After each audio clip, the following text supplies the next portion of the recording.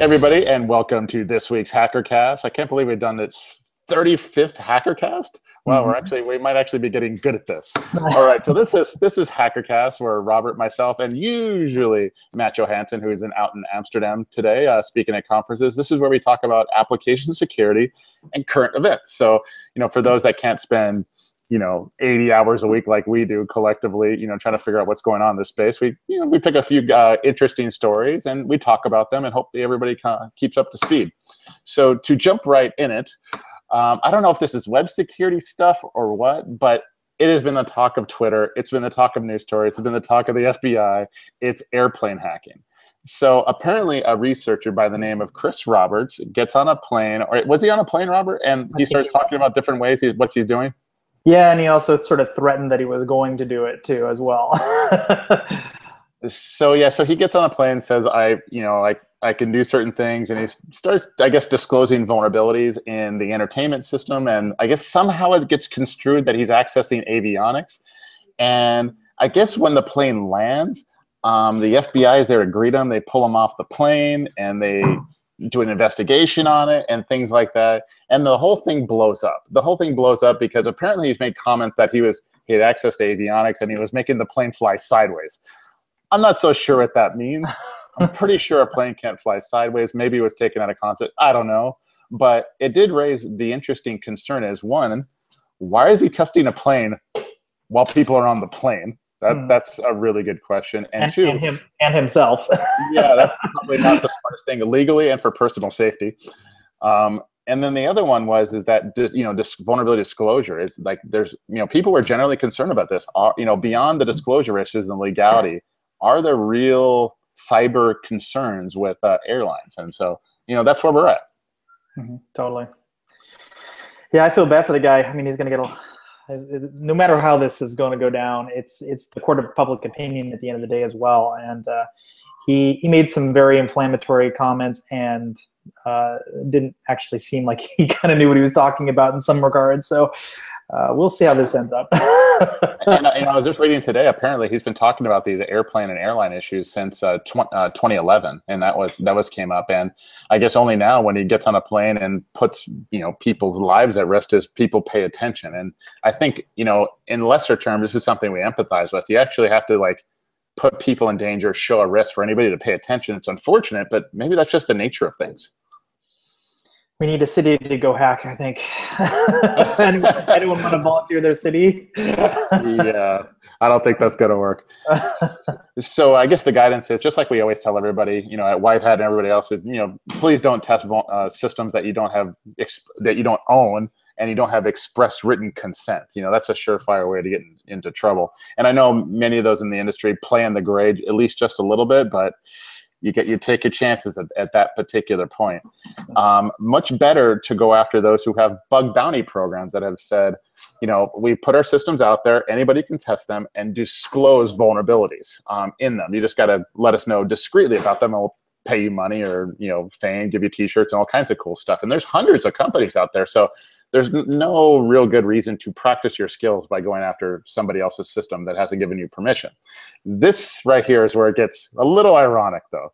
So last week, United Airlines has put out their own bounty program and has said, anybody that finds vulnerabilities in our online properties, let us know. And what the funny part was that the plane was purposely disclaimed. It's not part of scope. No.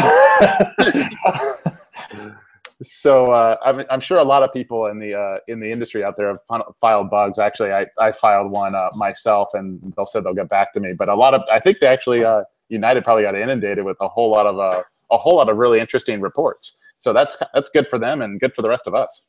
Yeah, I've actually done some plane pen testing in the past, and I have found a lot of really bad things, as you might imagine. But generally speaking, planes almost always have 3 physical things that different people have to touch it 3 times before it flies. So and when it does fly, it still always can be overridden by the guy in the cockpit. They ultimately have final control over what the flaps do, or how much thrust they use, or whatever. So I don't disbelieve that he found some interesting stuff. I think that's definitely true, but I'm a little skeptical that he found something that couldn't be overridden from the cockpit. We'll see. Yeah, and that's the thing I was thinking about. Like, I've taken some private pilot lessons myself, and I imagine if I've lost control of the aircraft, the plane starts flying itself, I'm going to radio the tower and go, whoa, whoa, whoa, something really bad just happened. There's an FAA investigation or whatever. Doesn't seem that's what happened here. That's why I'm pretty skeptical on the whole account. Yeah. But yeah, so we got bounty programs, we got airline hacking. What I really like to see, and this is just me speaking personally, I like to see an aircraft network at DEF CON with some kind of DEF CON airplane hacking contest. Good luck. That would be kind of, no, because Tesla's bringing their car down to DEF CON this year. They said, hack the car. I don't know if you can leave with the car, but they said hack the car. They're having some kind of contest. So why couldn't you do it with an airplane? Yeah, although the interesting stuff you can do from an airplane are the things you do while you're in flight. And I gotta think you could simulate that environment. So, like, if you make the plane go sideways, you win. Yeah, maybe. That'd be kind of maybe not 2015, maybe 2016. That would be a pretty cool contest, I think. Yeah, totally. But it shows this year what's going on, why InfoSec is so important. We got airplane hacking. We got a lot of talk about car hacking. We got medical device hacking.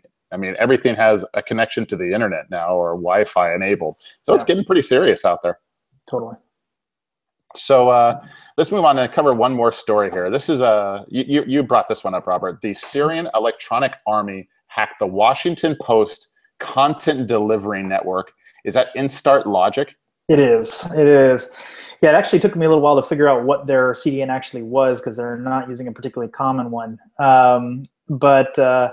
Yeah, I think this is the first time I think I've ever seen someone hack into a CDN, not through a CDN, but hack into a CDN specifically for the purpose of taking out a website.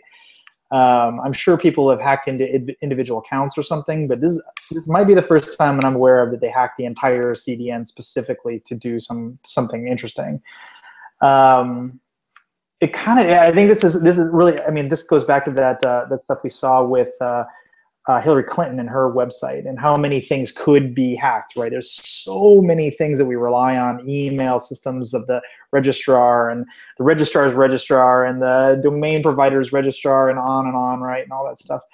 I think this is just another example of something that's it's in the chain and could theoretically be compromised.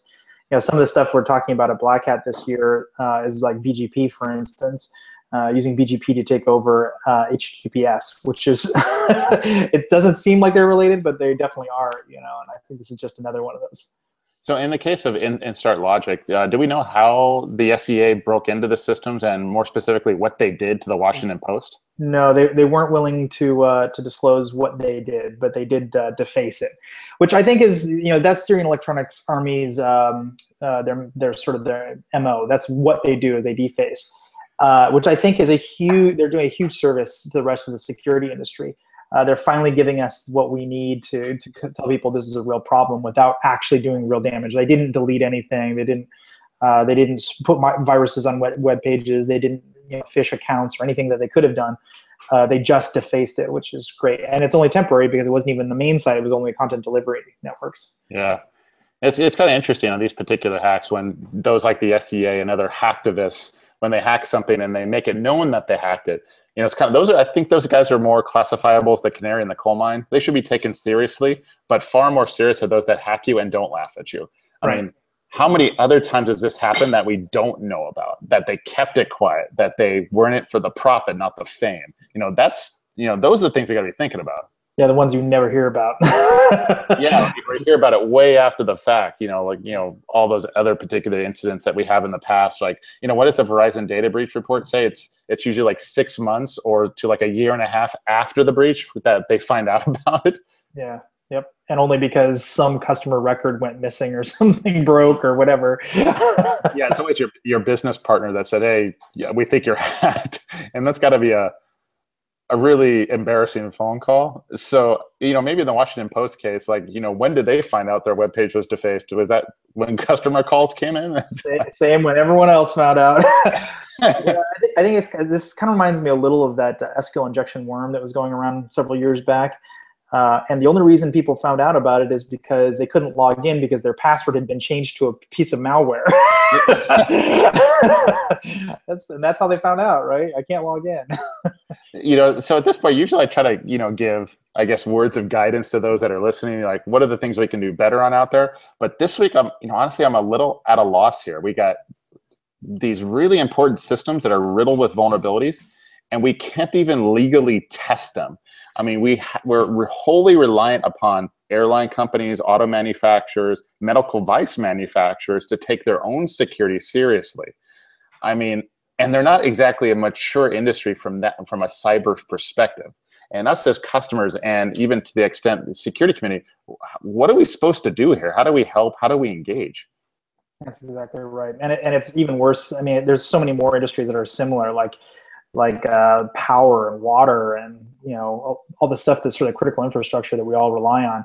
All that stuff is running on SCADA systems. They have web interfaces and are on the public internet, and testing them is definitely not legal. Yeah.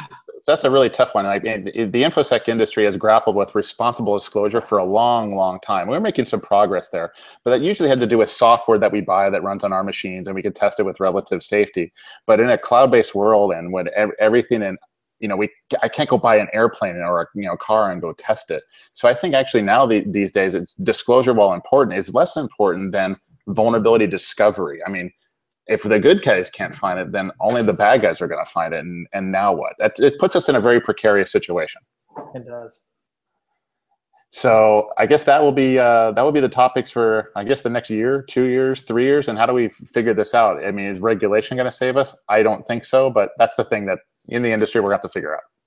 We did find that the DMCA just recently put a carve out for fair use of security. For basically, if you pull a piece of code out for the purpose of checking the security of it, that doesn't fall under DMCA. So you never know. Maybe that will be our savior down the road. So I could legally test an airplane as long as I'm doing it for security reasons? I don't know. You just won't get a copyright infringed. Yeah, Still gonna go to jail. That's great. That's great. All right. So this is this week's HackerKast. Hope you guys liked it. Please rate, please subscribe. And if you have some news stories you want us to talk about, send them our way. Thank you very much. See ya.